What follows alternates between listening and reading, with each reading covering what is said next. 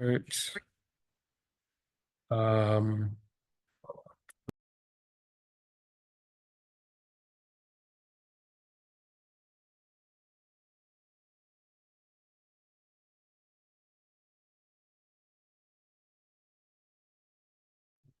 Good evening. This is the Able Community Energy Community Advisory Committee meeting for July 14th, 2025. It's a little bit after 6, about 6:13, here in the large conference room of the Rotunda Building in Oakland, California.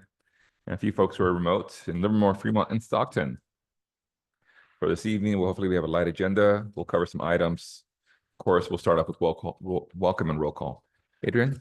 Thank you very much. Member Landry. Present. Member Weiner. Member Balkerson. Member Stevenson.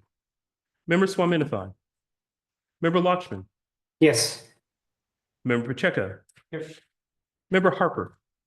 Present. Member Lutz. Here. Vice Chair Souza. Here. Chair Hernandez. Yes, present. We have a quorum. Thank you. Item C2, public comment. This item is reserved for persons wishing to address the committee on any Ava Community Energy related matters that are not otherwise on this meeting agenda. Public comments on matters listed on the agenda shall be heard at the time the matter is called. As with all public comment, members of the public who wish to address the committee are customarily limited to 3 minutes per speaker and must complete an electronic speaker slip. The committee chair may increase or decrease the time allotted to each speaker. Adrian, do you have public comment?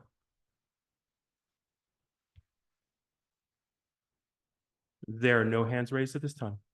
Thank you very much. We'll move on and close public comment to item C3, approval of minutes from June 16, 2025. I'll give the committee a couple minutes to just take a look at it. See if there's any questions, corrections, or adjustments to those minutes.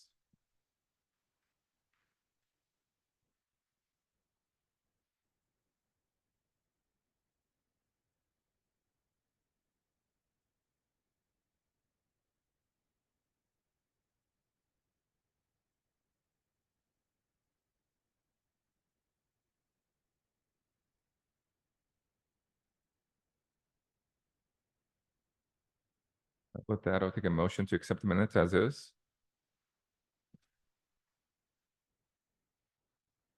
So motion. Thank you. Member Pacheco, do you have a second? Member Pacheco. Member Pacheco, they're also asking you to speak into the microphone. Yes. Sorry, I meant motion to accept the minutes. Thank you. Thank you. And a second? I'll second. Thank you, Member Lutz. Any other discussion, comments, corrections? With that, roll call vote or all in favor? Or a public comment. There are no hands raised for public comment. Okay. With that, do you want to take the motion for Very a nice, second? thank you. Roll call vote.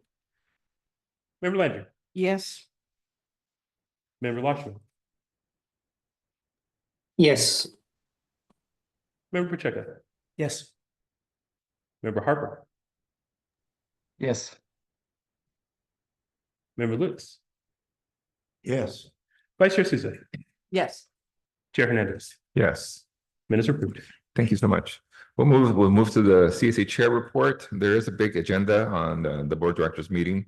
There are many items and contracts to be reviewed, lots of dollars that are going to be approved, probably by consent, legal fees, other matters, as well as contracts to be reviewed and processed for energy for our community.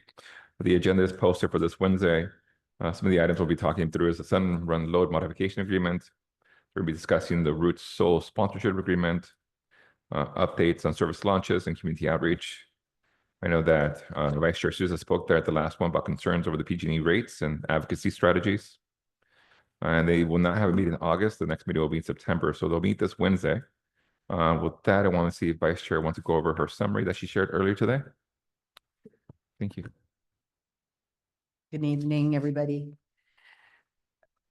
The June 16th board meeting started out with its standard approvals. Besides the standard approvals, we received some updates on the Stockton and Lathrop rollouts. There were 120,440 new accounts, and the opt-out rate was 5.35%. Opt-out means that people opted out of moving from PG&E to, or wherever they were, to Ava. San Joaquin County's rollout is expected, the entire county is expected soon. Fremont has successfully transitioned to 100% renewable default, which means that new customers will go to the 100% renewable. Uh, in contrast to doing the Bright Choice. The CAC's response to the budget recommendations from last month, which our CAC approved, but we gave some comments and recommendations regarding the PCIA and encouraging action on the CPUC website. There were a few people who did go onto the website and responded to the CPUC's approval of the adjustments to the PCIA, which is good. Other mentions regarding the budget included CAC suggestions for preserving the heat pump water heater incentives and strengthening legal staff to defend CAs. We also recommended that the board and staff engage with Richard McCann, who's an expert with CCAs, helping to years ago begin them, and they seemed impressed and they expressed interest in learning more. To be specific, we mentioned Richard McCann's name, and they recognized him from the past. The CAC also pushed for closing out the PCIA, which, if we can demonstrate that the deficit funds, which are the PCIA funds, have already been satisfied. Howard Chang presented the draft budget and sought approval for the use of what is called the GASB 62 Budget Stabilization Fund, and for curbing expenditures if needed, such as the heat pump water heater incentives. And there is two budgets that were projected, the base budget and the upside budget. The upside budget would allow more room for us to do these programs. And the board did approve this draft budget. And finally, a second presentation proposed authorizing a prepayment option for pre-purchasing power through various providers, including Morgan Stanley. This is a 30-year agreement with potential savings of up to $21.7 million. I believe it was per year. But I need to check that again. But and I'm going to simplify this. And the way I understood it was the main downside included increased staff time and the potential for large drops in other future energy purchasing opportunities. But for the most part, it was a really good opportunity for AVA. And the worst, even breaking the contract would just simply revert the supplier to the regular pricing. So that would be a lot of savings for AVA Community Energy, and the board approved this. Thank you. Thank you, Vice Chair. And just to clarify, the board of directors approved the base budget. Is that what they approved? The base budget, right? Yeah. Okay. And there is upside in the future if the numbers do change and there's more revenue and not as large of an impact in the PCIA. Yes, they're hoping that these incentives may remain, but that would be on the upside budget if things went well for us. And hopefully maybe some more action will be taken by the CPUC on the PCIA adjustments, but we'll have to wait and see. Thank you very much again for attending that meeting, as well as this upcoming meeting on Wednesday. We'll be also out of town. I've asked the vice chair to pinch hit again. So we'll look forward to her doing a great job once again. So thank you very much for representing the interests of the CAC. Any member comments or clarification from the report?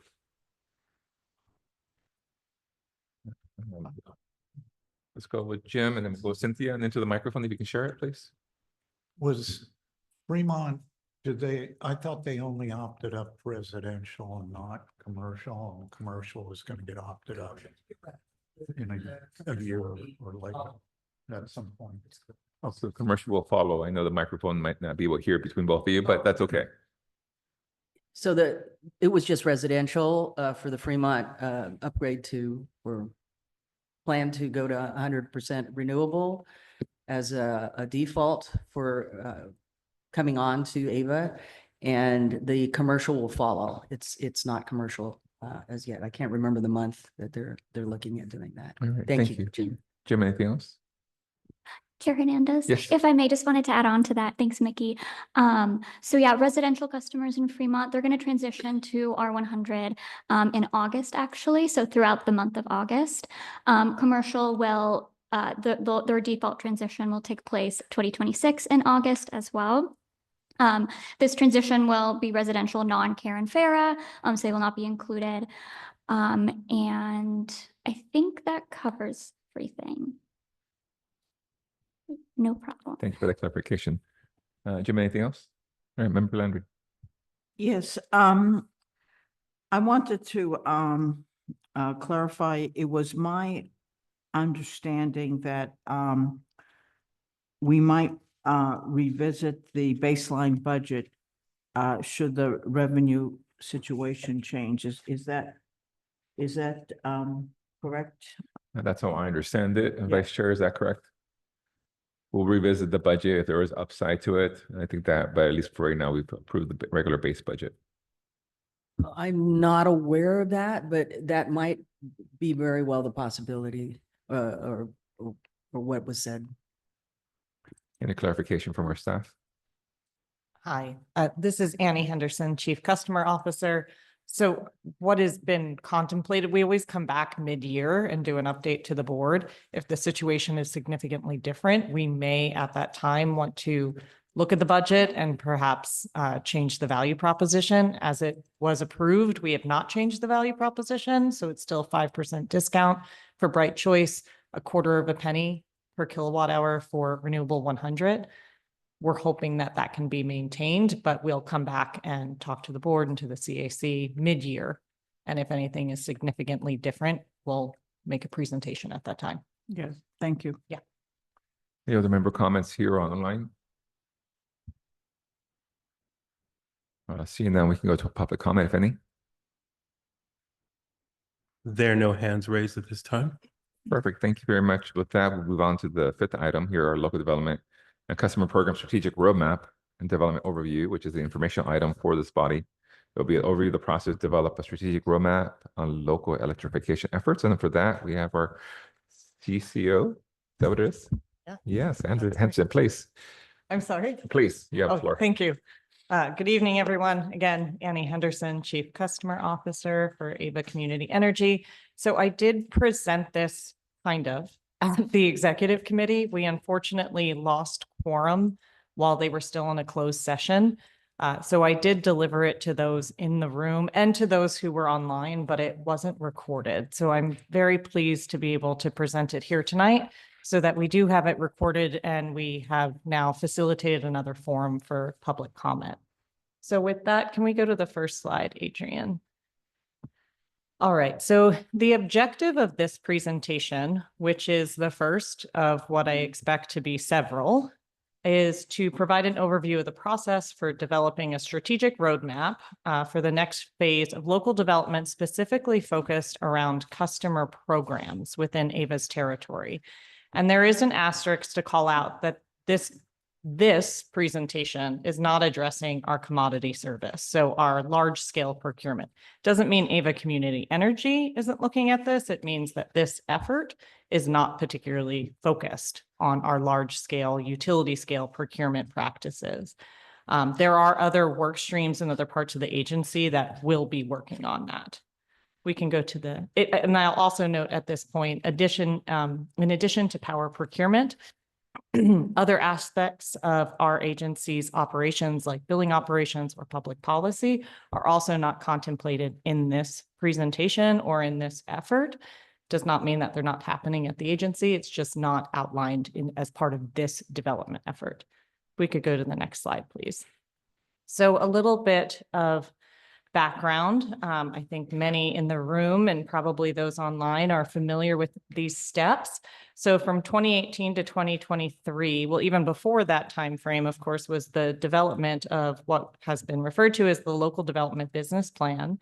That was a rather broad and aspirational document that covered things from, our standard operations to our data architecture, to risk mitigation. So it was really looking across all operations within the agency.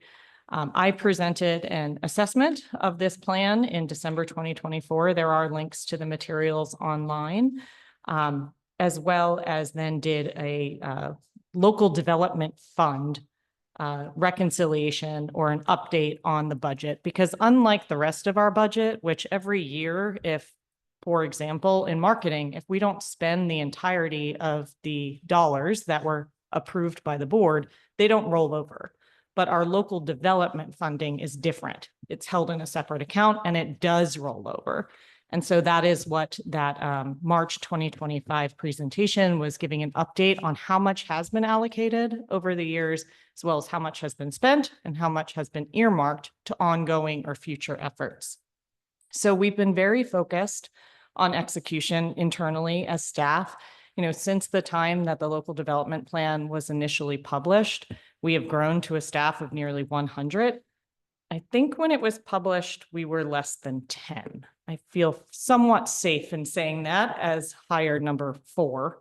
But we have certainly grown in sort of our ability to execute. We've learned a lot during that time too. So, you know, we started service in mid 2018. The bulk of our service to, or I should say, our service to the bulk of our customers really started in November 2018. We had our first full year of service.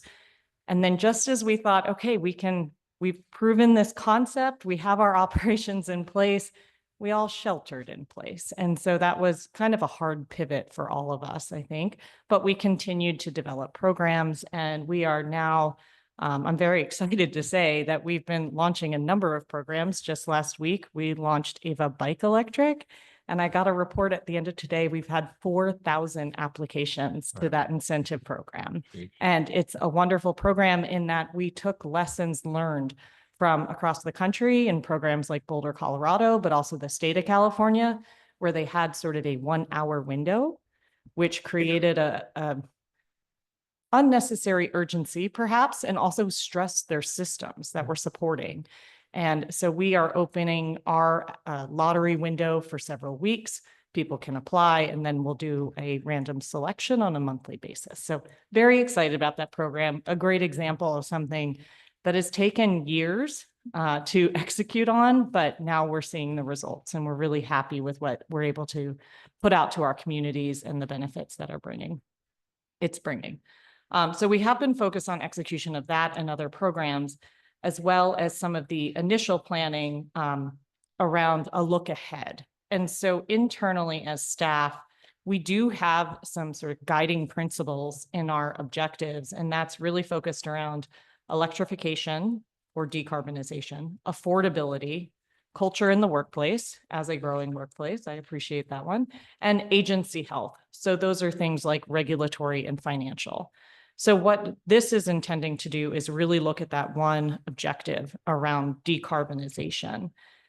So for the next approximately 12 to 15 months, we want to do this development process and bring, at the end of it, we're hoping to have, I'm not sure, as I've been doing more research on this, I'm not sure roadmap is the right term, because that does imply that it is pretty high level.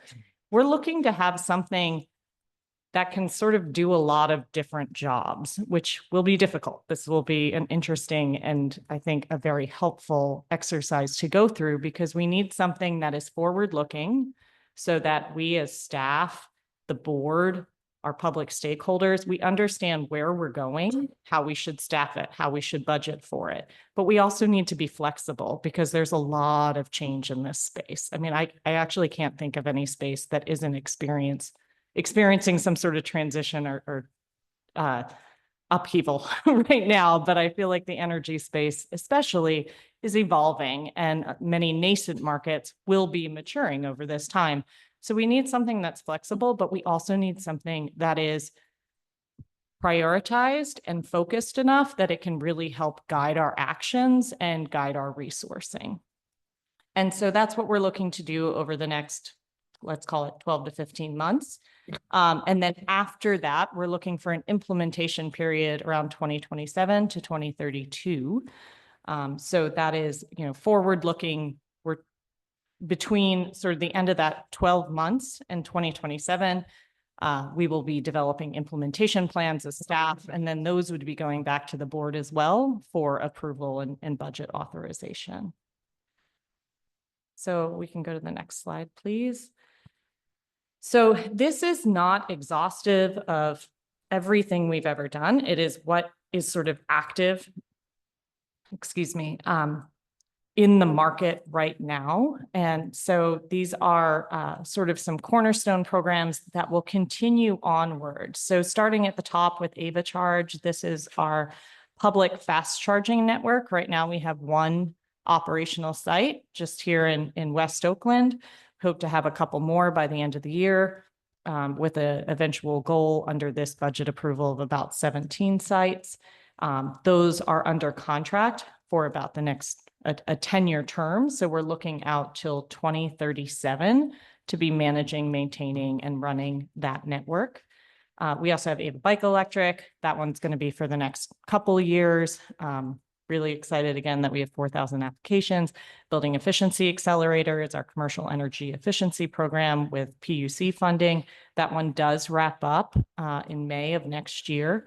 Healthy Communities Pilot is a direct install program we're aiming for 200 induction stove installations for low-income households that are also within certain zip codes, according to Cal EnviroScreen, that have higher level of pollution in those zip codes. We have our heat pump water heater support. This one, we've really been leveraging some of the other regional frameworks through Stop Waste or Bay Ren to get money out to incentives. This, we think will be a large part of this planning, given what our local air district is looking to do in 2027 with various mandates or other directives for our local region. And then we have our critical municipal facilities program. This is solar plus storage on municipal buildings. It is 8 projects across 4 cities. We are very excited. We just got the approval for the construction partner approved in May, and we're exceptionally thrilled that that happened, because now we're able to basically put in place the actions necessary to what they call safe harbor, the investment tax credit, which under the recent budget bill has come under attack. And so we believe that we're going to be able to safe harbor and be able to take advantage of that tax incentive for those important projects. Then we have smart home charging. This is a managed charging program for electric vehicles. This one is up and live and in the market. And then last but not least, we have our solar and storage program yet to be officially branded. We hope to roll this out before the end of the calendar year, and this will be incentives both upfront and ongoing for primarily residential solar and storage, with a higher incentive for income qualified customers, and also a carve out for resilience hubs, which the distinction there from critical municipal facilities is the resilience hubs would be on non-municipal buildings, so privately owned buildings. And there's a separate work stream there to provide technical assistance and some additional community outreach. So anything prior efforts and other programs that have closed were presented in December 2024 at that link provided earlier in the presentation. Some of those efforts are complete, like Medium Heavy Duty Blueprint is a report that we worked with a group of other stakeholders and published that. That is not represented here. There are also some efforts that are not active right now, but are things that we have completed, like municipal fleet electrification. And the reason that is not currently active is a lot of the funding. We were looking at helping to provide the charging infrastructure, but the cities needed to actually purchase the vehicles, and a lot of that funding was coming from federal resources. And so those things have shifted around, and the priorities of the cities have had to shift with that. Okay, so going to the next one. Now, that was a lot of background. We're finally getting to sort of forward looking. This is a very high level view of the process proposal, and I'll explain more about each step in the following slides. But here we are proposing, we're starting with a market assessment of priority areas. Priority areas, I'll come back to and talk about that. followed by an identification of program concepts, more to come. Those will then be ranked based on metrics of success. I think this is a very critical part that we'll speak more about. And then further refined based on higher level portfolio metrics that ultimately lead to a strategic roadmap. It provides a North Star for our budget and resource planning, as well as a clear indication to stakeholders of what we're planning to implement over the next 5 years. There will be throughout this process, stakeholder engagement, both through the CAC, our board, as well as public workshops and our collaboration with a group that we refer to as our Muni Pals, or the municipal sustainability staff, because a lot of these actions to come out of the effort will be directly supporting, hopefully supplementing their local climate action plans. So we can go to the next one, please. Okay, so here we're going to go through each of those steps. The proposed priority areas for the market assessment. Now, the market assessment would be done by a technical consultant, is how we've envisioned it. It would be based on existing reports and data. We're not asking them to go out and do new research. There's a lot of information already out there. And then in order to better define their scope of work, we propose the following priority areas for the market assessment. So these are sort of the first filter we're putting them through is achieving decarbonization or deeper decarbonization, transportation electrification, building electrification, energy efficiency, load management, and resilience. And I will say I'm using load management pretty broadly. It can include demand response and virtual power plants.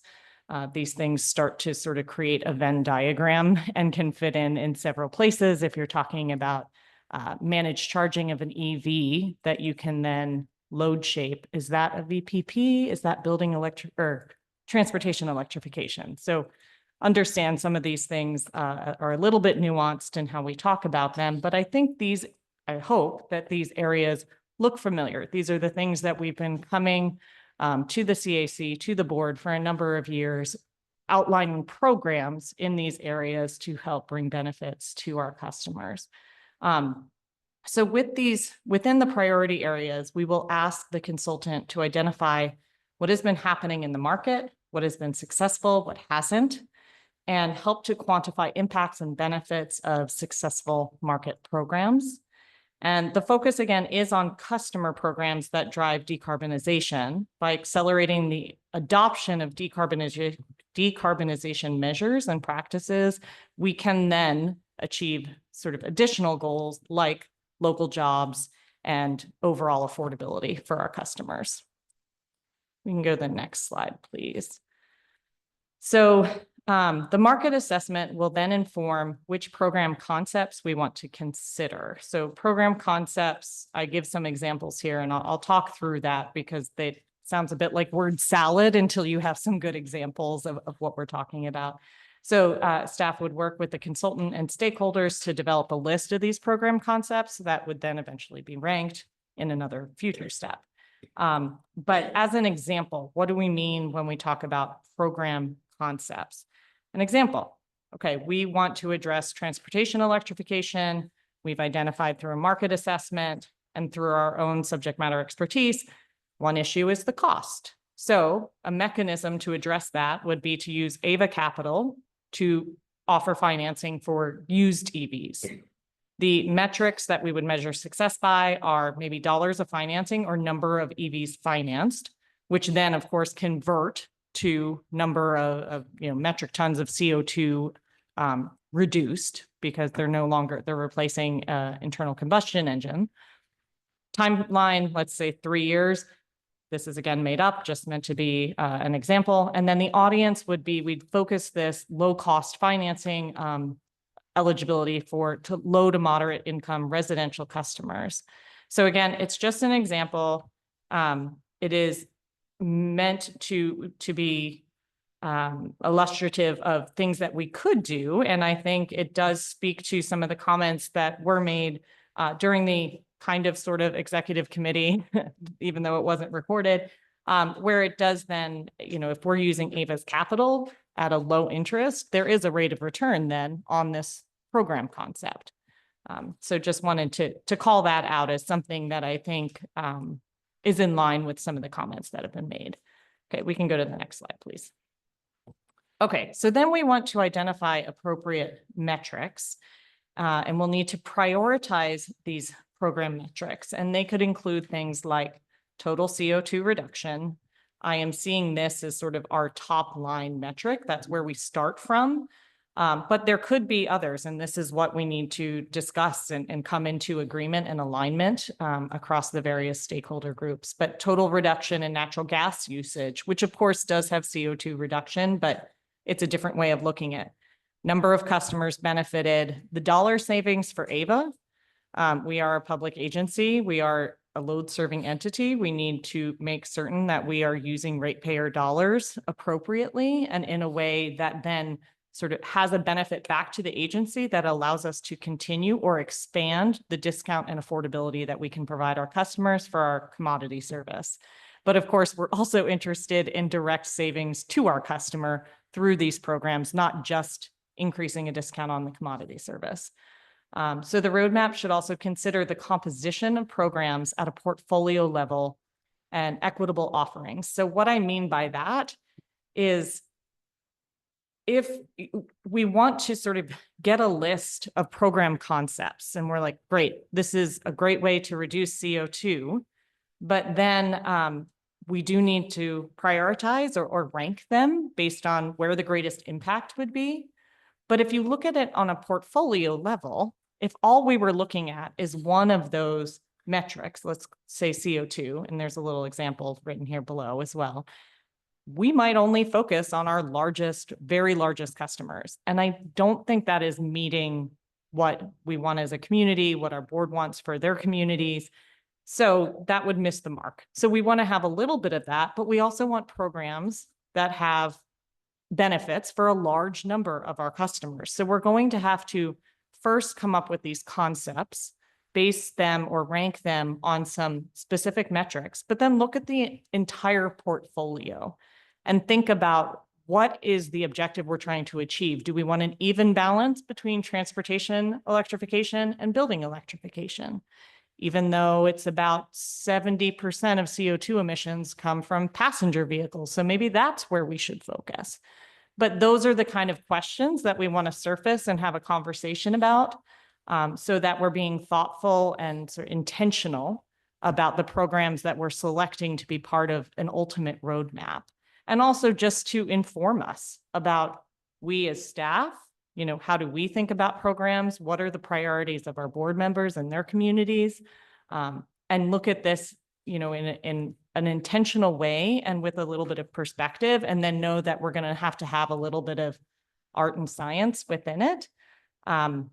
Specifically because, as I said, you know, if you only focus on one metric, you're probably not going to get the outcome that you're ultimately looking for. So there will be, I don't want to call them trade-offs because benefiting a large number of customers, I think, is as important as maximizing our CO2 reduction. But you'll have to, not every metric will be the top metric for every program. Maybe that's a better way of saying it. But ultimately, we do need to determine, you know, what we can implement based on our budget and the resources we have, because those two things are not endless. So it'll be important to have sort of options within this roadmap and flexibility. Okay, on to our last slide. And I really want to highlight here that this is not an exhaustive timeline. These were meant to represent key dates. I will also say these are a bit of a swag right now. We are in the very beginning of this process. We are still having conversations. Some things may be able to happen faster. Some things may take longer. I think we're looking for, you know, input from various sort of market actors, these consultants that we're talking to, or will be talking to, as well as various stakeholders to understand sort of and dial in this timeline more specifically as we get more information in. This is really our best thinking right now, but it will change. So the idea is that we did take it to the executive committee in July. We're here now at the CAC. We are proposing to bring essentially the same presentation, maybe a I don't think it would change dramatically, to raise awareness for the full board in September, just as an information item. We then begin our RFP process and of selecting a consultant.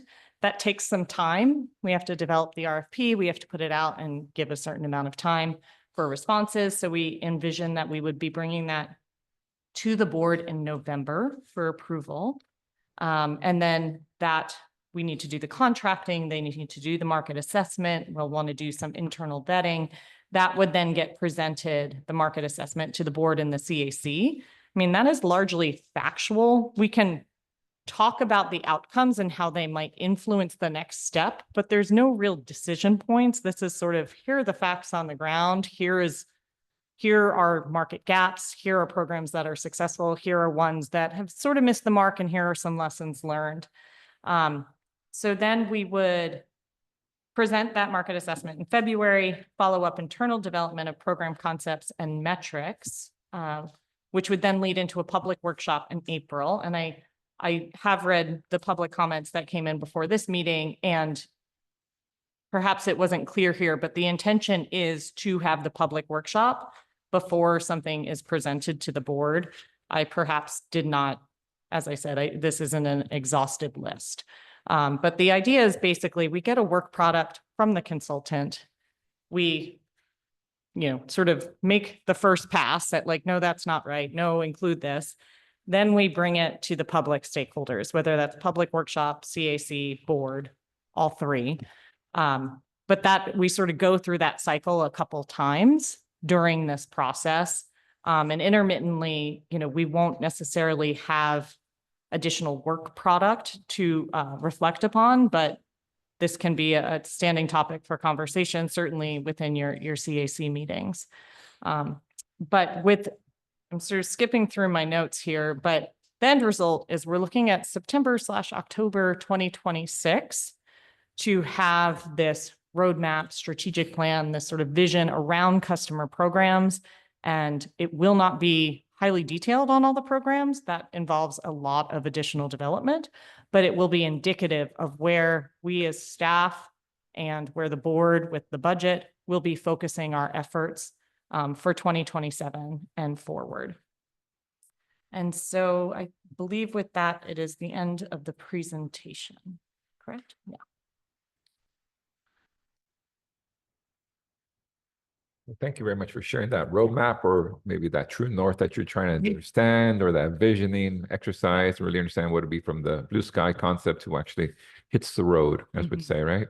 So with that, thank you very much. We'll take some comments from our clarifying questions from the board members, and then we'll do public comments, any other comments or recommendations, but this is more informational items. So I'll look to the members on Zoom for any questions or commitments or questions. Yes, I see.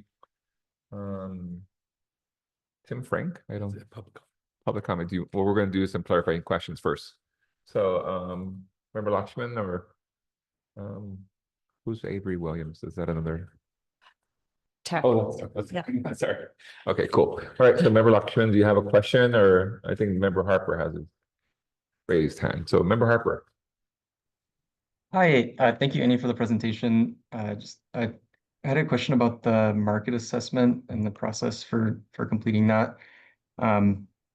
Will we get any visibility on the questions that are going to be guiding that assessment ahead of time? Or just those are things that are going to be like listed in a future RFP?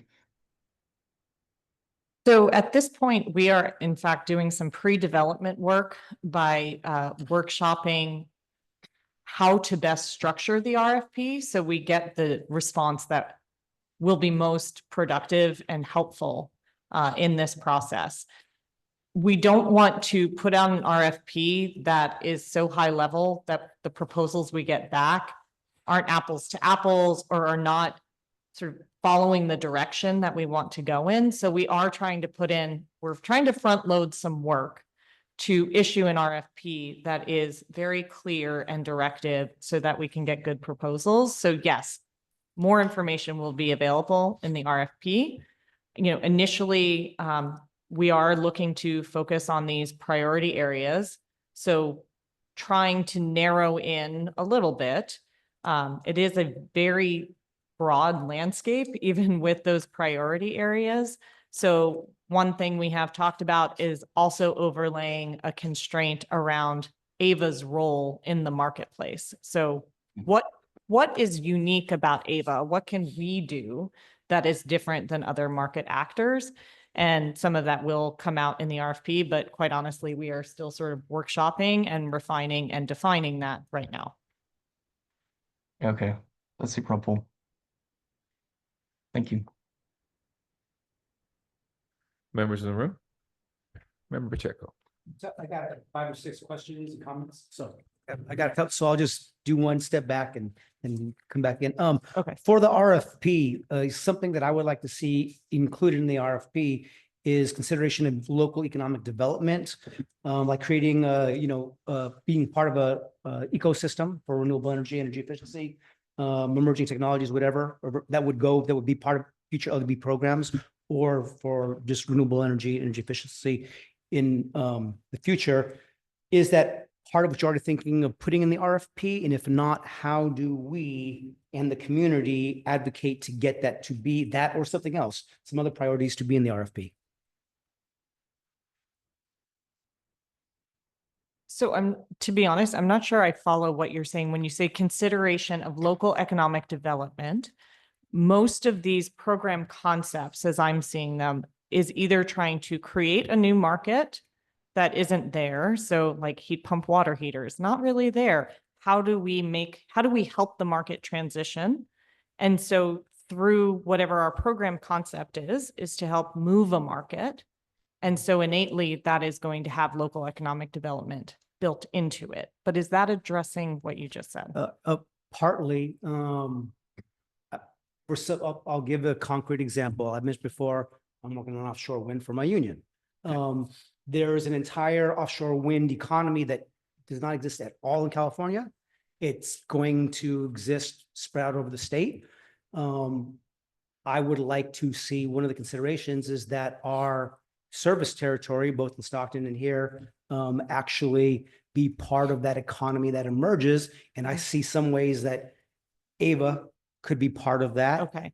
And even and I brought this up before, while the actual turbines for the 2 lease areas that are already out there are hundreds of miles away, the actual jobs of creating them and when putting them on boats and can't happen in our service territory. Mhm. So that's something that I personally would say would be part of the LDBP. There may not be consensus among those CAC members of the board, but I think that's something that could fit inside there. What I was getting at is like, maybe it's not the best example, but like to your point about helping to create the ecosystem that's going to be producing, manufacturing the actual heat pumps, manufacturing parts for turbines, Okay.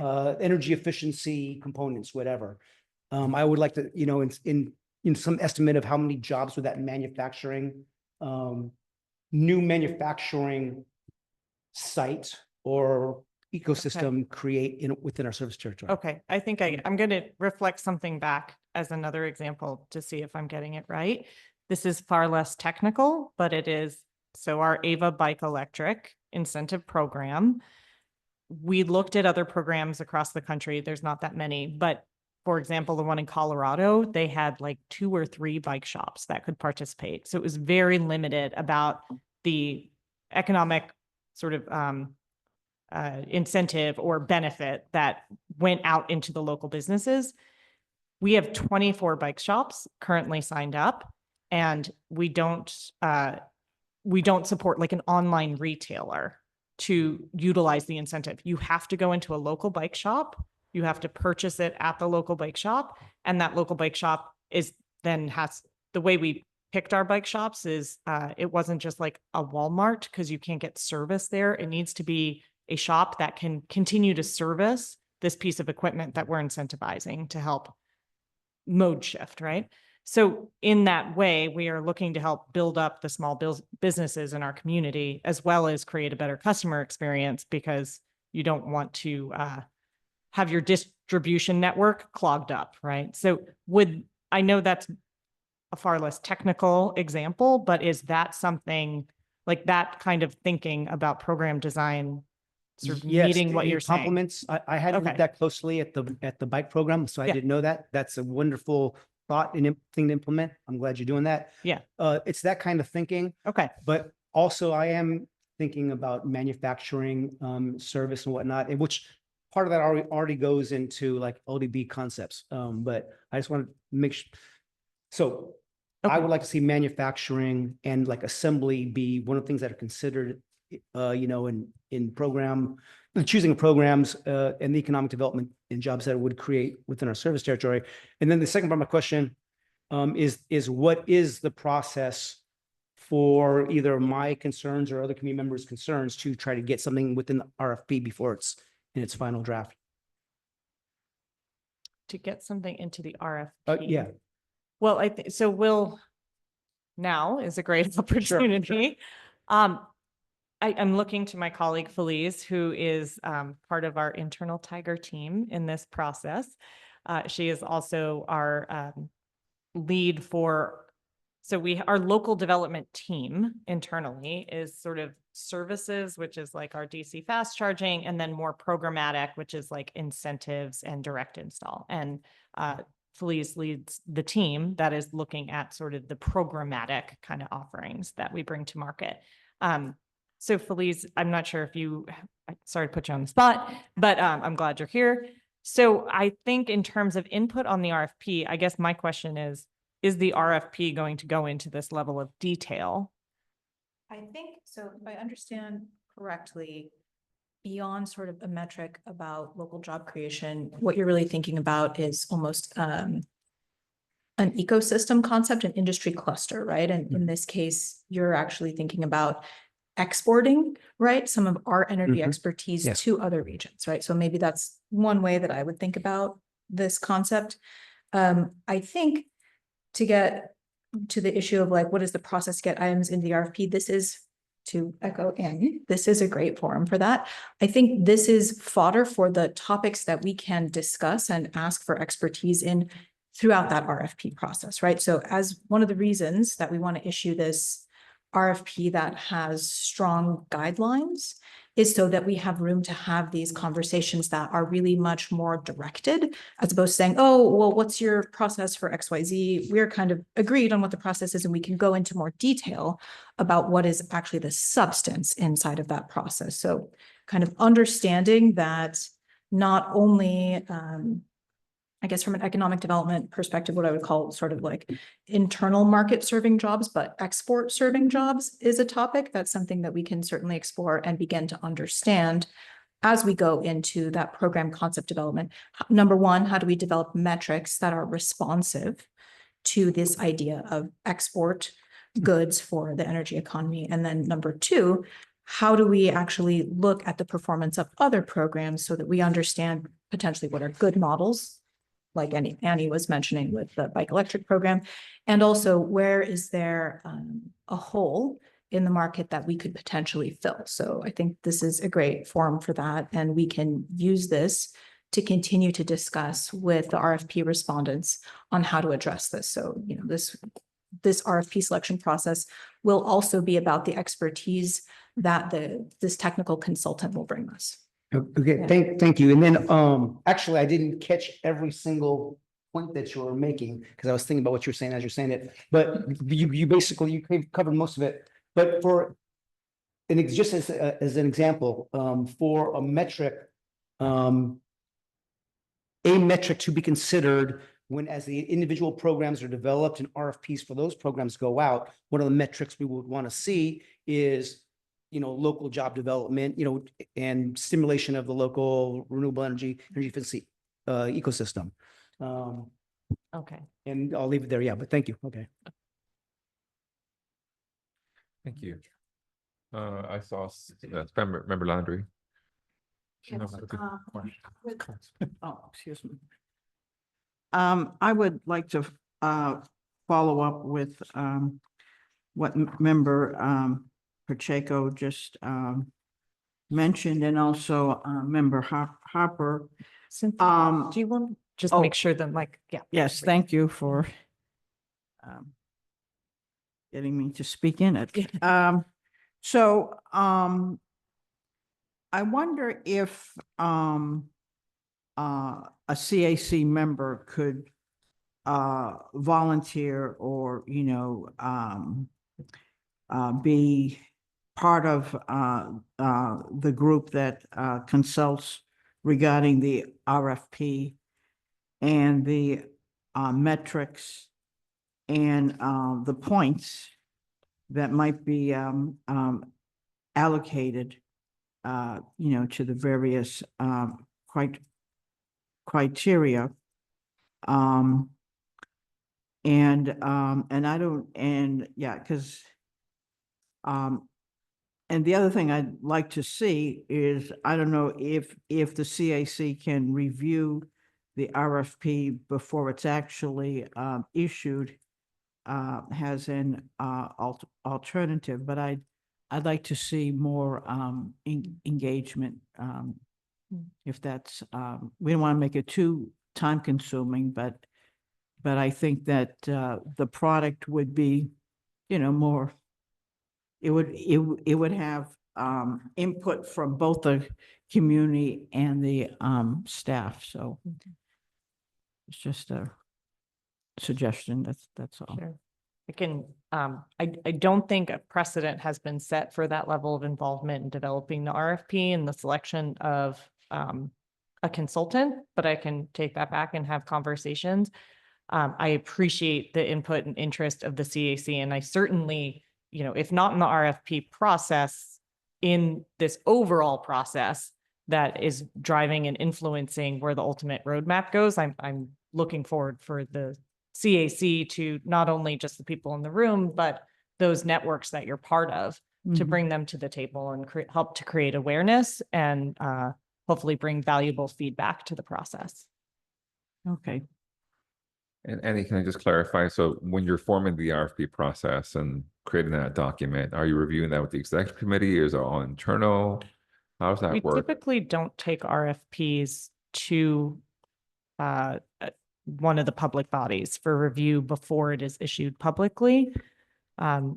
What we do is issue it and then bring our selection as well as rationale for that selection through the process at the time when we're looking for authorization on the contract. And are you looking specific consultants can provide and support this roadmap, or is there technical elements that you're looking to identify in that RFP proposal? So basically just understand that you have consultants out there that can support this process. Yeah. You're not necessarily going to tell them what to study, not to study, or do this or don't do this, but you're just looking for their qualifications. So I believe in the RFP, what we'll hope to do is indicate the outcomes we're looking for, whether that is a single consultant who responds or a consortium of consultants who kind of come together on a single proposal. I believe that we're open to both. We are interested in having a prime in either case and not having to basically directly manage, 6 different contracts. But if there was a prime that represented 6 different consulting entities or individuals, that I think that would be acceptable under the RFP. I don't think we're contemplating anything that would exclude that. And I think maybe just getting more input from the CAC. So if you were to select a consultant, then maybe you'd see maybe a work session discussion that maybe blue sky, what could AVA do, and get input from the AVA Community Advisory Committee and maybe the board as well. Maybe it's like a work session that then you get feedback, either maybe from a targeted select group, say it's a representative from CAC or the whole body here, and it's a work session with that consultant to facilitate dialogue. What are the wish list items, and then provide that opportunity for the RFP with staff to be able to glean the insights, desires of this body, and probably is aligned to the board of directors as well, to really craft that true north strategy that you want, or further define that roadmap sort of more on the ground of what might be valuable to this committee, the board members, the community members, stakeholders, influencers. So then you are more working with that consultant that you identified that can fit the needs to build out this roadmap, but you have more buy-in from the community to really build out that vision with some tactical sort of opportunities that the committee would like to see, a community would like to see. So then you have further buy-in from the community that then aligns to the board's desires, interests, and also aligns with the AVA's interests. I think what I'm hearing you say, so I want to clarify, is that you want an opportunity for this body and other members of the public to interface with the consultant and the internal staff that are working to develop the roadmap, which will be the final outcome of this process. Yeah, and I think you can see us Okay. as a focus group. Yeah, absolutely. Simplicity, yeah. So that is, if it wasn't clear, I apologize, but that is certainly part of the process. I think I was getting confused a little bit in the interchange between influence over the final product versus influence over this RFP to select a consultant who is then collecting all of this input to help inform that final product. And I think we're just opening a dialogue, like what is the RFP, what is going to do? And I think really what we want to provide is input, and maybe to Member Okay. Landry. And maybe she wants to make sure we have input in whatever that final Yeah. product is. Maybe it's not our role to influence the RFP, but maybe making sure we're Yeah. part of the process. I believe if I'm following correctly, I think we're aligned that it's absolutely our intention to have additional input from the CAC and through public workshops on the final product that comes out of this development process. So that roadmap of where we're going with our customer programs for that 5-year period in the future. Perfect. Does Okay. that seem, Yes, that's, yes. Okay. I'll look to my right. Yes, Vice Chair. Or Jim, or whomever. Thank you. Well, what I want to do is offer my services as we are actually having an ad hoc for the LDBP. And I am going to charge 3 times what my current pay is, which is $0 for helping. That's my big joke, sorry.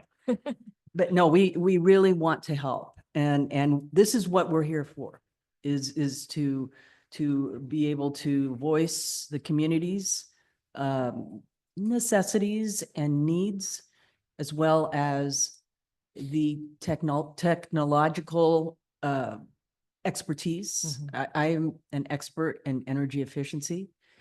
And Jim is an expert in getting things done. And we would really, this is what our bailiwick is, really. We have this ad hoc, we've been meeting for 5 months, and we do have not exactly come up with anything crystallized yet, but we do want to help. And I'm very concerned that the one consultant that would be picked would be, as you were saying, would be the one with the voice for all of these different avenues, is transportation, electrification, building electrification, energy efficiency. Energy efficiency on its own is huge. It's very complex. There's still, even today, the tech incentive, for instance, which is also part of building electrification. To me, they're making big mistakes. And we would be trying to maybe join in with them, I would hope, but at the same time, if we don't look at we look at it with a proper lens and the proper consultant, if you have sub-consultants, I don't know what you would call them, but that would be wise. But we would also like to be part of that. And so, as everybody else is saying, this is very important to us, and we're willing to spend our time to help in any way we can, because, Thank you. That's what we do for Ava, right? Thank you. So that's my comment. The other comments are that. And Member Vice Chair, we were just trying to do clarifying questions. Just So I one think question. we'll jump to the comments in a few seconds. So Oh, we can get the public comment, but I know you jumped into comments, valuable information. Okay. Appreciate the feedback. If you want to So I meant- respond to like the number of consultants and the depth of concern. I think, we will put out the RFP for what our needs are, and we have not been prescriptive in what the structure of that team is. So if there is but however, I will say from an administration side, we do not want to be managing 6, 7, 8 different contracts. We would like for teams of folks to come together with a single prime that then would represent different sub-consultants in perhaps these various technical areas of expertise. Great, thank you. And then we're going to see if there's any other clarifying questions. If not, we'll go to public comment. All right, so I have a public comment here online. Is that what I see? The hand raised? Yes. We have one public comment. Tim Frank, 2 public comments. You're recognized for 3 minutes.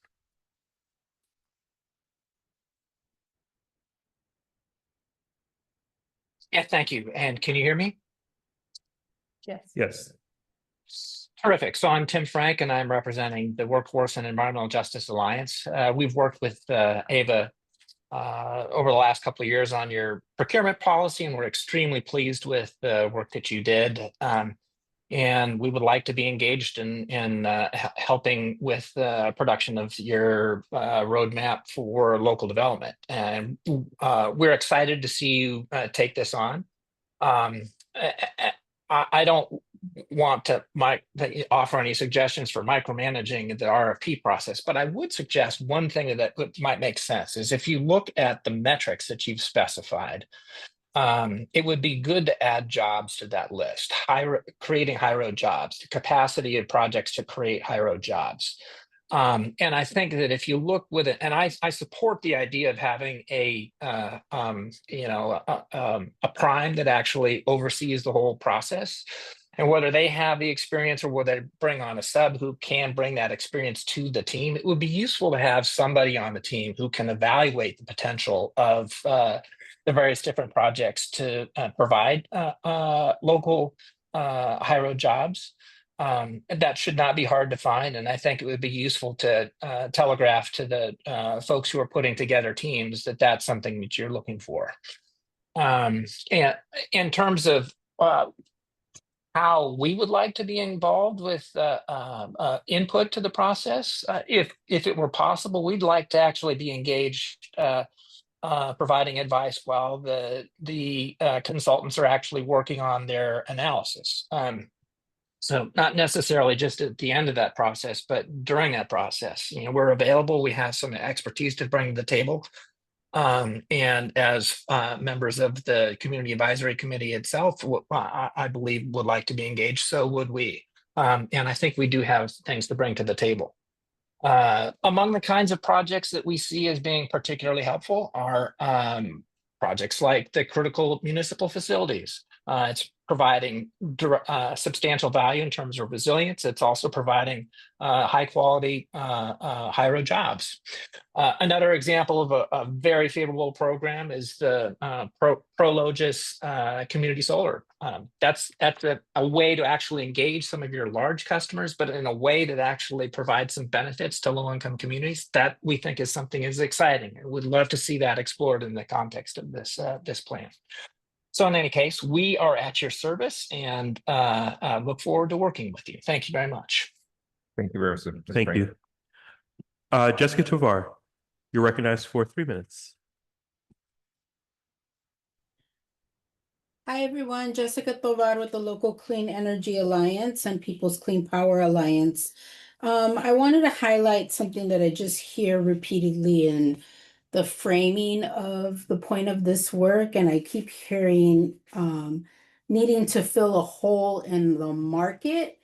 And I think that's the difference between what you're attempting to do right now versus the whole point behind the local development business plan. The point behind the local development business plan was not only to have a roadmap of how to go about creating more projects locally and throughout the service territory, but also how to do investments that bring community benefits to those communities. And specifically noting that not everybody has capital to put towards a thing that would reduce pollution, for example. And so how do we roll out programs that normally communities don't have access to? That's one question to kind of tackle.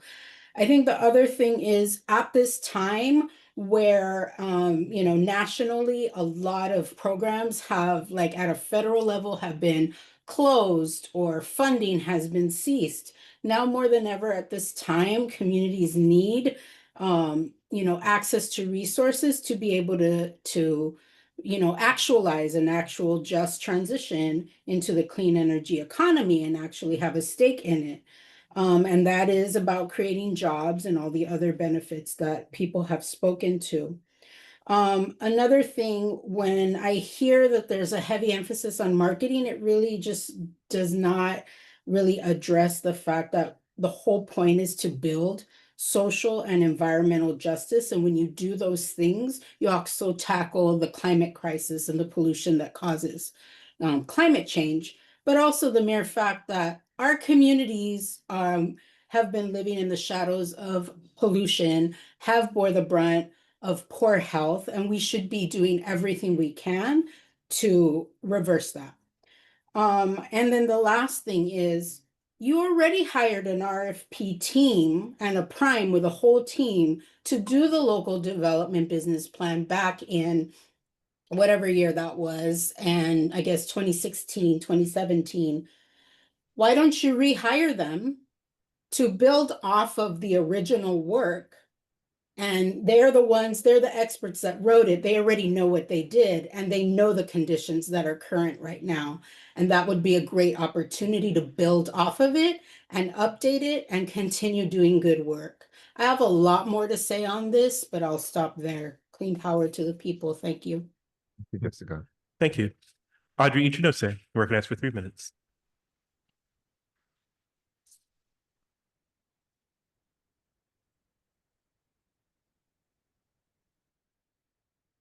Audrey Ichinose, you recognized for 3 minutes.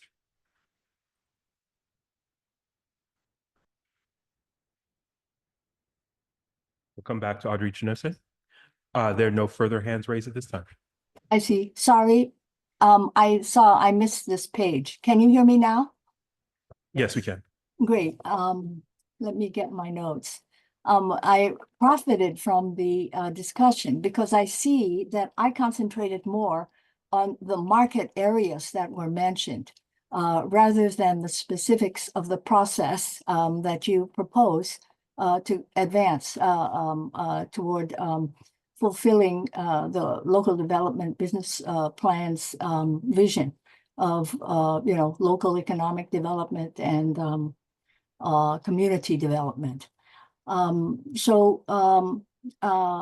I'd like to first express my great appreciation for this effort to determine the next steps, and because this effort speaks so well of the staff's goodwill and commitment and diligence in carrying out our CCA's mission. So thank you, and let's keep it going despite the outrageous obstacles being thrown in our path. At the same time, I'd like to draw attention to a gap that's beginning to open up. I think it's beginning to open up between the LDBP adopted in 2018 and the fluid, innovative, clean energy world we know today. No example of this gap can be better or more humorously captured than what was in store for the fans at Sunday's NASCAR stock car races in Sonoma. NASCAR officials were planning to stage a demonstration run of a prototype EV race car. While they have not yet scheduled any real races with this new type of car, they intended to seriously promote it as a product of the future. Though some may miss the noise, the smoke, and even the crashes of the old stock cars, who cannot fail to delight in a vehicle that accelerates at the push of a button, bearing the picture of a rocket ship? The future of DER and clean energy is undeniably here, and the need to update aspects of the LDBP is signaled by the fact that microgrids as a subject does not appear in the PowerPoint charts. VPPs, virtual power plants, may come the closest, but it does not accurately capture how solar plus storage can be routinely shared on a small scale by small communities or, visitors or congregants in resilience hubs. In addition, VPPs miss the foundational idea of people taking a hand in generating their own electricity. An adjunct to consider here are electric school buses, which can be used as mobile microgrids. Like near perfect puzzle pieces. Thank you. Yeah, sorry. Okay, anyway, please, Ava, you need to spend more time on Thank you. Okay, thank you very much, Adrian. Thank you, Audrey. We look forward to further comments. If you want to submit those and your ideas, we appreciate it so much. Public comment in the room? Ms. Paz? We have public comment. Wait, is this on? Yes, it is on. Okay, perfect. I can't tell. No, hi, everyone. Really appreciate being here this evening. Just wanted to say that echo a lot that has already been said. The Local Clean Energy Alliance really does appreciate the effort that staff has put into developing the LWP and this forthcoming strategic roadmap, but we are quite concerned with the limited scope and ambition of the current approach. We have a lot of concerns about how this new strategic roadmap has narrowed the focus of the LWP to and has cut out a lot of other programming that we thought was really important, like energy supply. And we're concerned that this does not really reflect a desire for local energy resilience, especially in the face of Ava is currently grappling with being dependent on remote sources of energy. We're also concerned how the roadmap has not addressed the current political threats that is being experienced. We saw that with the increase in the PCIA earlier. I don't remember if it was last month or this month. Time is fake, but we saw that with the PCIA. We see this with the current federal government cutting a lot of renewable energy programming. And so we really are concerned that there's no mention of ratepayer advocacy or any kind of legislative resistance to protect clean, renewable community energy. And I think that we're also concerned that there is community engagement is sort of relegated to the end of the process. I know that previously that Ava has consistently mentioned a desire to build community trust and center community input, but in the timeline proposed, community engagement is toward the back end of this, of the roadmap, and delaying authentic community participation only really only cements community distress that we're already seeing. And so we really want to encourage Ava to commit to a much more robust and ambitious strategic roadmap moving forward, one that is financially resilient, one that's ambitious, one that centers community engagement and community feedback. And that is my comment. Thank you. Thank you, Ms. Paz. Any other comments from public? There are no hands raised at this time. All right, we'll close public comment, come back to the room. I think Member Lutz, you had some comments? Yes, I also attended the executive meeting. You can bring it towards you closer. There we go. And where it was presented, and then we happened to have, prior to that, scheduled a LDBP ad hoc committee that evening. So of course we discussed a lot, and I've submitted my notes. I don't know if I want to say more about it here, but in the time since then, I've been thinking about what I heard, and then also seeing a couple other things, seeing other things go on, and had a real hard time getting to sleep last night thinking about it, and spent way too much time today writing up my comments. I'd just like to present those. And to echo what everybody has said, I really appreciate the work you've been doing and your team, Annie. And I do want to acknowledge all the good work that Ava has done and is doing, providing reliable, reasonably priced, reasonably clean energy to, 6,500,000 customers or something in that number. and, you know, has good solid reputation and is going to be approaching $1 billion a year in revenue. I mean, that's amazing. Unfortunately, I fear that's not enough. As I see it, there's two major long-term forces that are going to rip Ava apart if it continues on its current path. And the first trend is the decline in the past couple decades of the prices of solar, wind, and batteries. There was a recent article in of all places, I met Bill McKibben in of all places, the New Yorker magazine. It was subtitled, "In the past 2 years, without much notice, solar power has begun to truly transform the world's energy system." And that's good news regarding climate change, and it should be good news for everyone. You know, the prices are dropping worldwide. The prices are dropping for solar, for wind, and for batteries. And it's been incredible, you know, like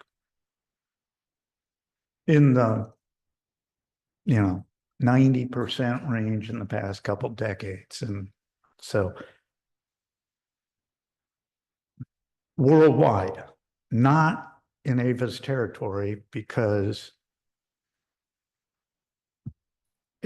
California and now the federal government, the solar prices are being really badly distorted. So ironically, this is bad for Ava for a couple different reasons. The cost of procuring energy means that Ava's long-term energy contracts will look more and more like a bad idea. And at some point, they'll become an economically dangerous burden. The other longer-term reason this is bad for Ava is because at some point, the cost for solar and storage will have dropped so much that customers will start to defect from the grid. It will literally be cheaper for them to install solar and storage than to keep paying the rising electricity costs. And unlike in PG&E's case, no one's going to impose a PCIA on them to protect Ava. So I see, unfortunately, a good thing is actually going to has the potential to hurt Ava if it keeps operating the same way. The other major force that's been alluded to is PG&E itself. And PG&E delivers Ava's products to its customers and passes the money paid for by those customers for the product back to Ava. And although lots of good people working and have worked there, PG&E is not the CCA's friend. And they have a history of opposing CCAs going back to even before CCAs were started. They funded political activity against MCE. They have sponsored 2 petition campaigns to cripple CCAs.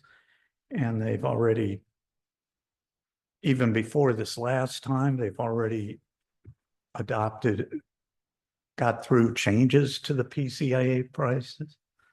They've centralized, and I don't remember the details of it, but they centralized the resource adequacy purchasing decisions away from CCAs. And they've also pushed through the decisions that don't directly attack CCAs, but are bad for customers. So, that's the definition of what a microgrid can do and what it has to do, and the tariff changes against rooftop solar. So there's no reason to expect that pattern to change. And As a corporation, PG&E is a convicted felon that's caused the death of over 100 people in California since 2010. It's gone bankrupt twice since 2001. It is mostly a law-abiding corporation, but that's because it can usually arrange to have whatever law and regulation it doesn't like changed. So, and it and the other two large IOUs in California have completely captured the PUC, the agency that's supposed to regulate utilities. And they also have undue influence over Governor Newsom. One example is what he did to bail him out the second time. And historically, PG&E's profits have exceeded stock market returns. And for the past several years, their electricity rate growth has been 3 times higher than inflation. And currently, a majority of PG&E's stockholders are now private equity firms who, are just interested in maximizing return. And so those two trends, the long-term trends, are why I'm thinking that unless something changes, sooner or later, Ava's going to be destroyed. I'm hopeful this doesn't happen, and I don't think it has to. My partner has a black belt in Aikido, and she says the guiding philosophy there is to use one's opponent's strength against them. And one of PG&E's strength is its ability to raise the regulated electricity prices. Using that strength has caused it to be one of the most reviled corporations in California. And that revulsion has created a diffuse but strong political force that could be tapped into to benefit Ava and CCAs in general. Another force that could be potentially be tapped into is the people that some of them who are here who've actually worked, the people and organizations that actually worked to start Ava, that actually got Ava going. And broadly stated, the goal that they worked together was to bring the benefits of cheap, clean, local energy to Ava's customers. And it's a potential force, and you're hearing a lot of enthusiasm for the roadmap. But in addition to providing cheap, clean, local energy, these organizations expected to see Ava upgrading and electrifying all the buildings and transportation in its territory while bringing benefits to its customers, starting with the most disadvantaged ones first. And also now with the trends, worldwide trends in solar, wind, and batteries that I brought up earlier, they're starting to expect next year's rates, electricity rates, to be lower than this year's, and the following years should be lower, even lower. So I would recommend Ava become a much more audacious, and given those trends, I don't really see any other option. And, you should be involving the people who've offered their help, and both in the room and on the line, and to help develop that roadmap and make it as audacious and comprehensive as it can be to survive that. And also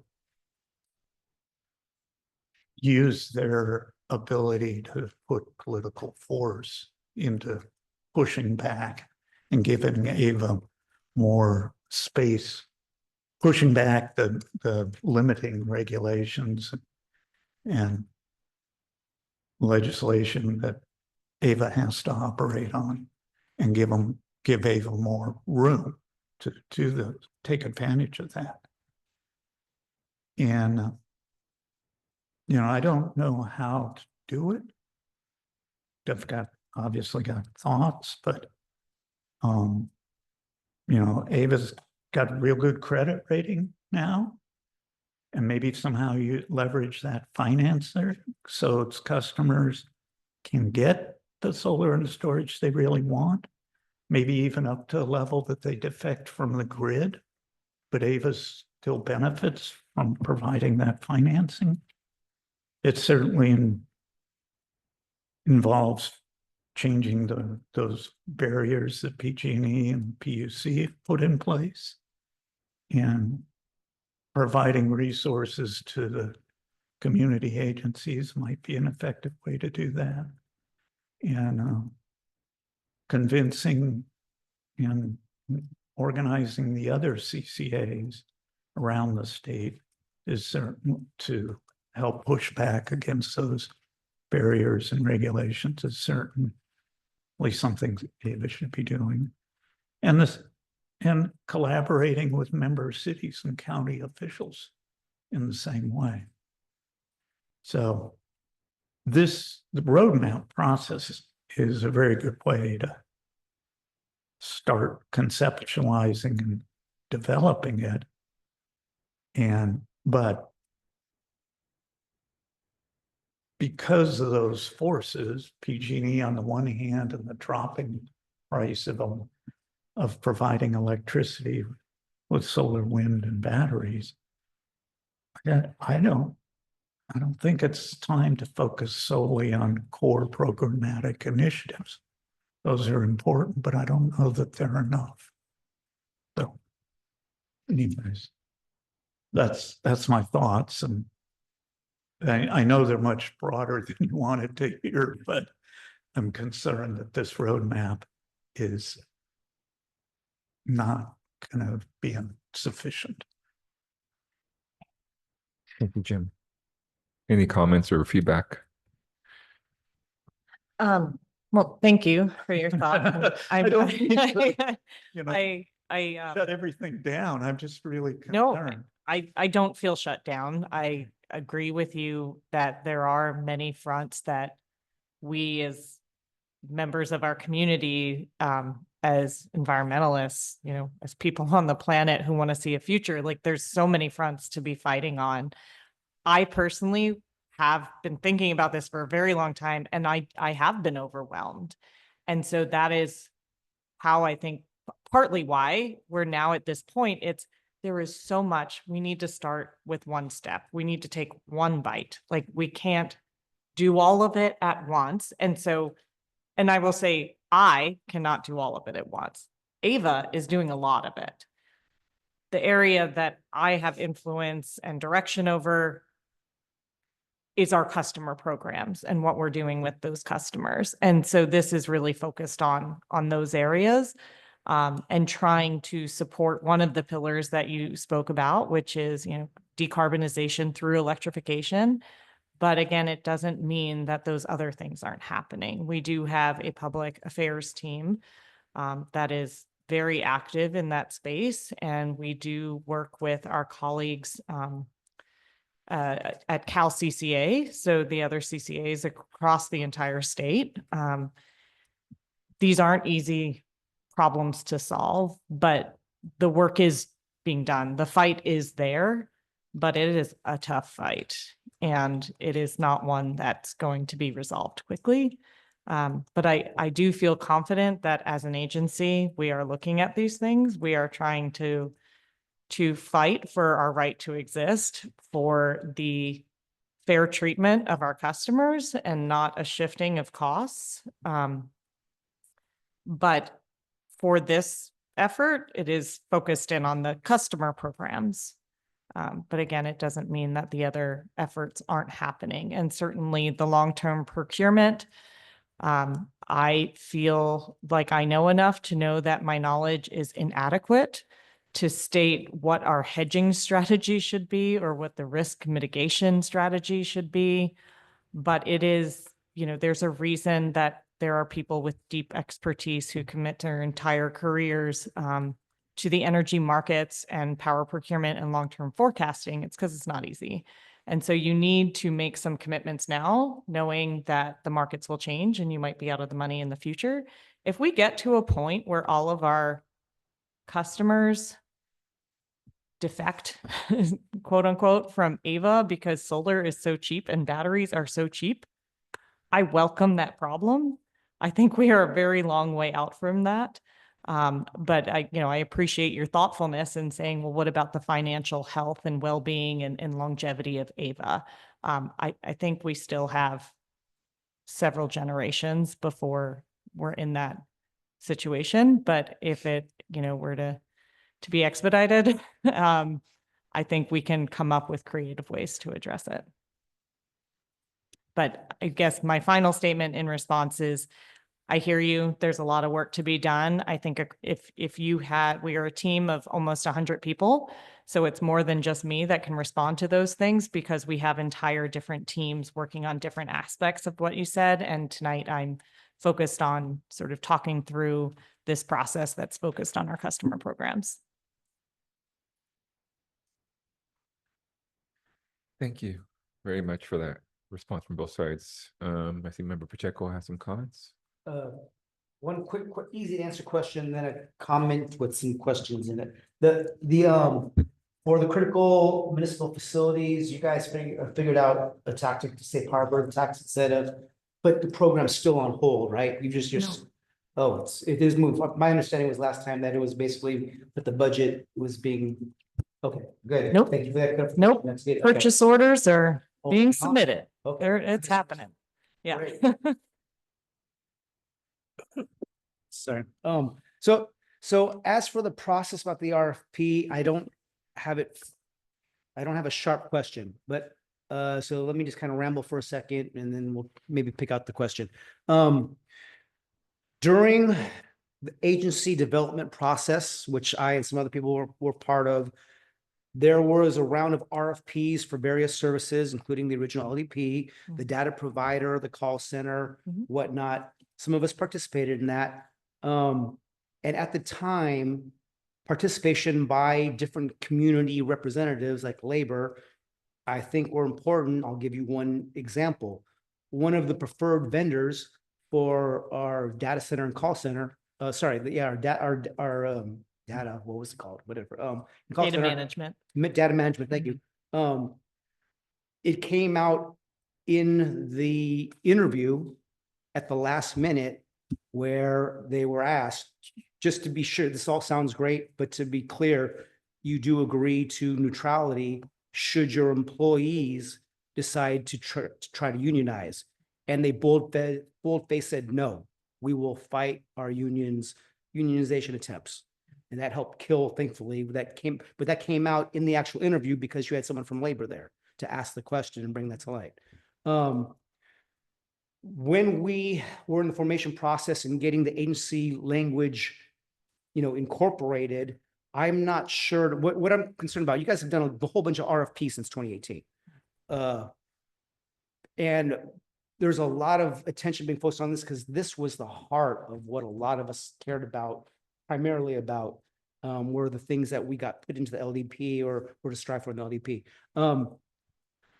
So for instance, in the process to pick out the consultant and the consultant develop the roadmap or whatever we're going to call it, is that where we need to ensure that all the RFPs that come out of that roadmap in the future, where it's established, in the scoring table, points are going to be awarded for a neutrality agreement by the company, whether they're already union or whether they agree to be neutral should their employees try to unionize. Is that something that needs to happen during this process and be clarified in the roadmap itself?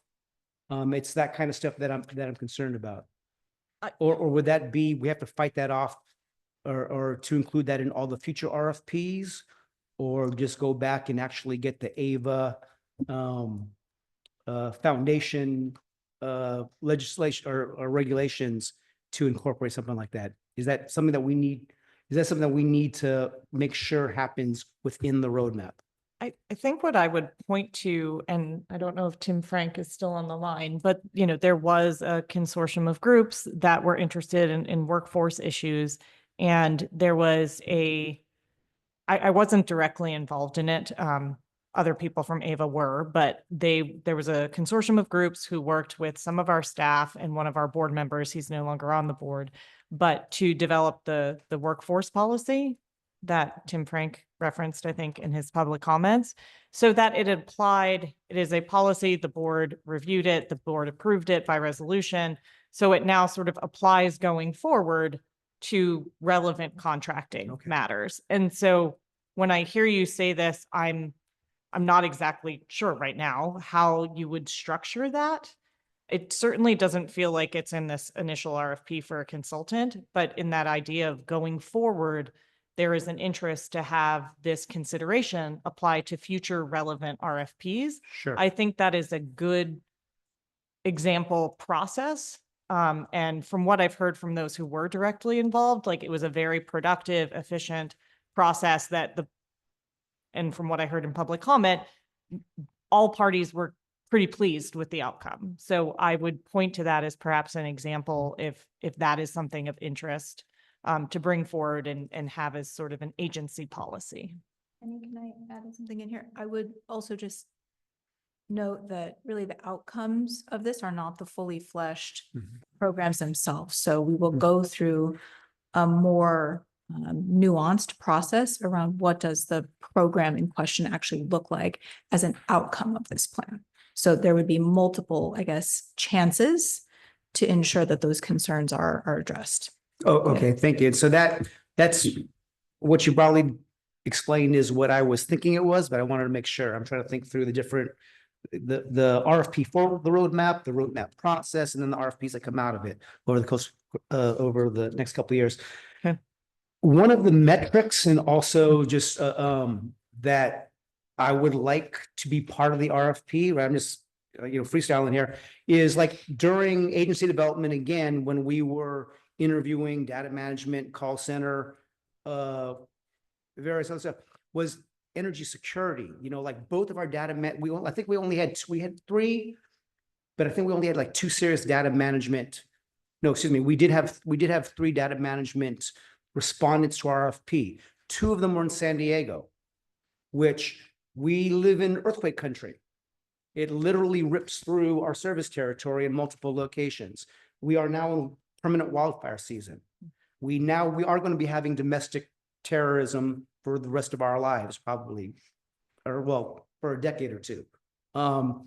Having our resources, whether it's data management, 600 miles away, really doesn't help with energy security, for instance. And so whoever the contractors who get the roadmap, I would like some kind of analysis or an announcement of that within the LDBP itself, so that as every existing board member will be reminded of that, and all the new board members will be reminded of that, as well as staff.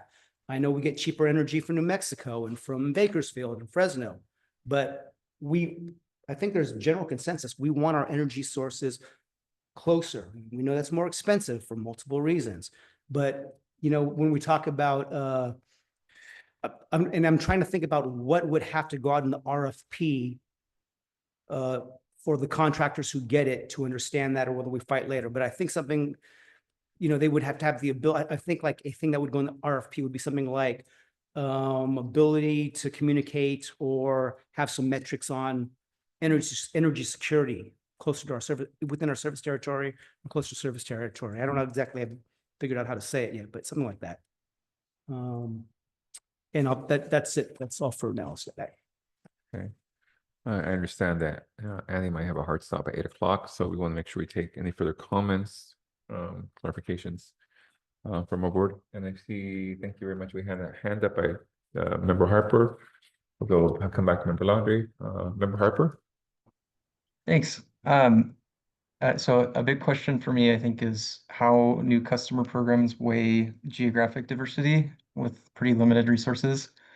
Like, so for example, is the plan to kind of continue developing programs that are service territory wide and that have geographic carve-outs or quotas by region?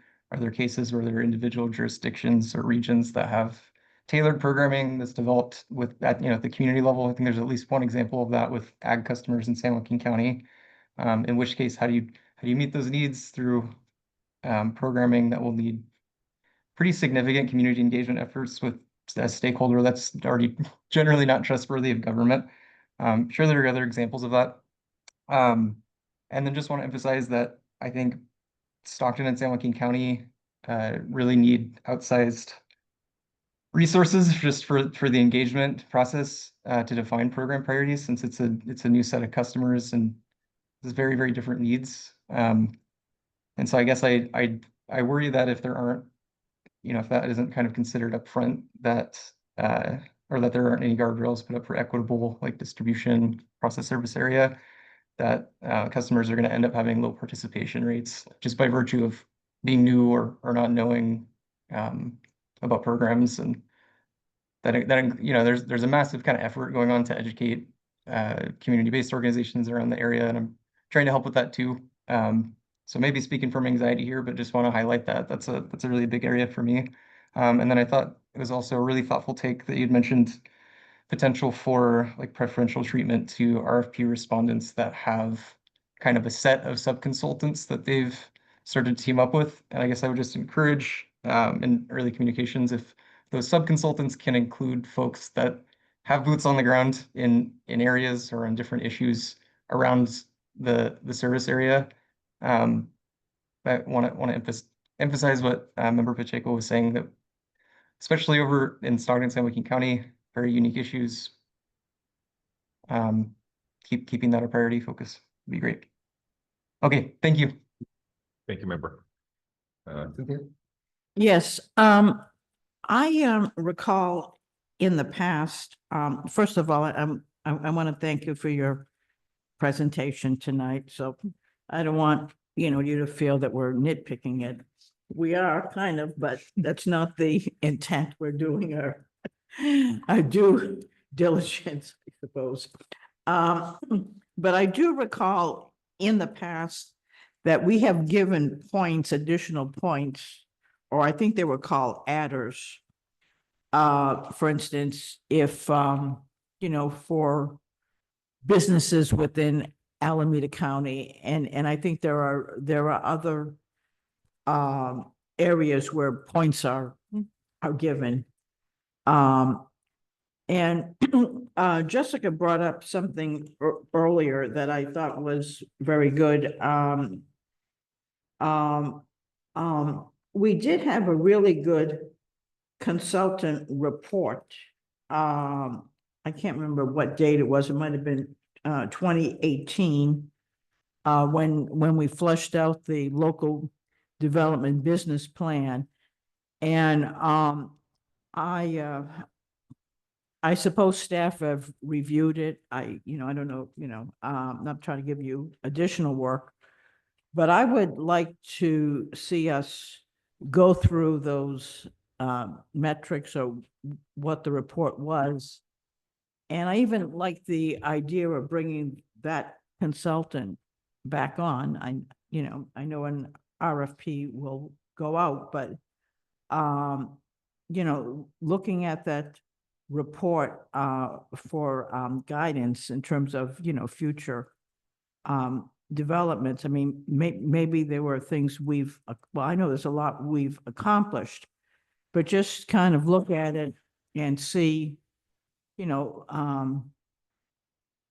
at it from 2018 and compare it to where we are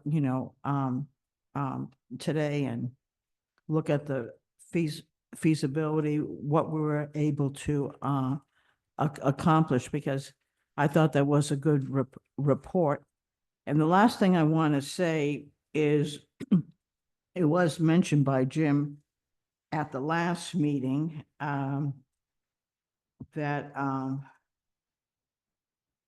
some of the, I don't know if some of the links on the local development business plan, I don't know if they're, you know, accessible, but I'd like to see those, you know, being able to put back online so the public, you know, can find those links easier. We are trying to recreate the local development plan. So this is focused on the customer programs component. That information was available for a very long time. It did not receive a lot of traffic on the site, and we do not have the intention to repost it. I really don't think that is a productive use of our focus and time right now. Okay. I think somebody may have the links. I don't know, maybe they could forward you those links or something that might be helpful. I mean, so that staff doesn't have to spend a lot of time. And Cynthia, just to clarify, are those the links that were under the old website and they just didn't migrate over to the AVA branded site? I think that's what happened, Yeah. is my understanding. Yeah, so as long as the portal exists, the old one, there might just be a reference, but No old portal. I think the East Bay Community Energy link was still working for like some, the older documents. If that is the case, then that's great, because then they'd still be accessible. Yeah, as long as that website doesn't go down, but I think there was a concern that then they migrated over all the documents that were there. Yeah. So I think that was maybe the wish of the member here. So something we can discuss further, but no worries. I know you have a hard stop about 8 o'clock. Really appreciate your time here this evening. You'll probably do it again soon, many times, present this roadmap discussion and get a lot of input, and hopefully we curate sort of the response to the I'm going community. to tag team with police. Mhm. Yes, thank you very much for that. Well, so we'll continue on to the next item. I really appreciate it. We'll have continue the dialogue. Thank you so much. Thank you. With that, I think we'll move into whoever's calling in one of our members, and then we'll come back to the ad hoc committee report update. So, Jim, you have an update on that? And I know Andrew's maybe gonna be late, but I don't think she's. Yeah, the LDVP ad hoc's been meeting regularly and talking with key stakeholders. And at our last meeting, we reviewed, just because of coincidental timing, we were able to review the local development strategic roadmap, the programs roadmap that Annie presented here. And we discussed it a lot. Concerns about local energy and economic development. We brought up the ideas of how to protect ourselves, how to protect AVA against threats from PG&E, like the PCIA, how to keep AVA in good financial health and make sure it has a diversified and resilient income streams that don't depend on raising electricity rates for its customers. And the program should have high visibility and impact so that it's clear and obvious to the benefits are clear and obvious to AVA customers, so that AVA customers recognize and support AVA, and that early collaboration with labor and environmental justice communities, environmental advocates, faith groups, that those will be among AVA's strongest defenders, and they should be engaged early and respectfully in any process of developing strategic plans and programs. Yeah, I think that's important to continue to engage the community. Those points are valid. We have to keep pressing and ensuring staff knows that's the intent. It's the AVA Community Energy, not the AVA stakeholder energy. So, or shareholder, or whatever that might be. Right. So making sure we put the community first. And recognize that as frustrating as we can be at times, and as frustrating as those organizations can be at times, we really do want to see AVA succeed. So Thank you, Jim. that's the summary. And from the affordability one.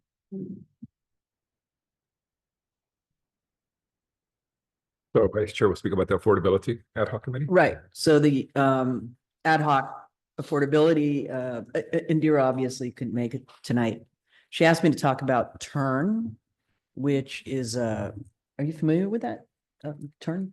Yes. Okay. Can you tell And us so what it is? they're advocates for the community to.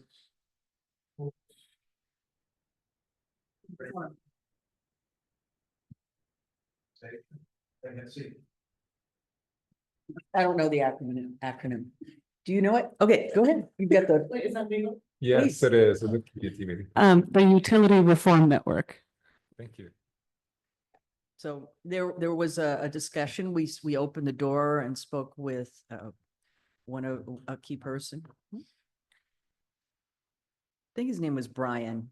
And despite a few little technical glitches, we were able to have a discussion with him. And in some ways, AVA is at cross purposes because of the affordability that Turn wants to see happen. And yet at the same time, there's quite a few objectives that we're in alignment with Turn. And Turn has a nice arsenal of lawyers that are looking to change, obviously, to change the utility reform, reform the utilities. And we just kind of touched base and we ran out of time, but we plan on having another meeting here in the next month with Turn and maybe look for some other possible suitors. But that's at where we're at right now with the energy affordability. Thank you very much. That's great to hear. Let's see, any public comment on this report? There are no hands raised this time. Okay. Sure. Okay, any other questions, member comments before we close this item out? Well, thank you again for meeting on a regular basis to help move us forward in the community. Clean energy, good paying jobs, and a just economy to transition our electricity to cleaner renewable energy. With that, any member or staff announcements, including items to place on the agenda? We will not meet in August, but we'll meet in September. September 15 will be the next meeting, but ensuring there's any other staff announcements or member comments. Well, I thank you very much. Again, it's a great location here, the Rotunda. It took a little effort to get in, but ultimately we made it. We had a good, productive meeting. I think the board meeting on Wednesday will have a lot of good information, significant contracts adding to over $1 million, mostly legal fees is what I saw. So a lot of stuff there, a few contracts as well that will procure more renewable energy in our community. Please attend them Wednesday. And thanks again, Vice Chair Souza, for attending on my behalf. Hopefully you can carry the message forward of the work and the presentation discussed here, the feedback that we want to bring forth, the community interests first. And part of that process with the RFP and the update on the ad hoc committees will be important. So thank you again for that. Anything else before we adjourn? Happy summer, everyone. Happy summer. Right. Well, thank you for all for coming this evening. That adjourns our meeting at 8:06. Thanks all. Thanks for Thank you. Yeah. And dinner.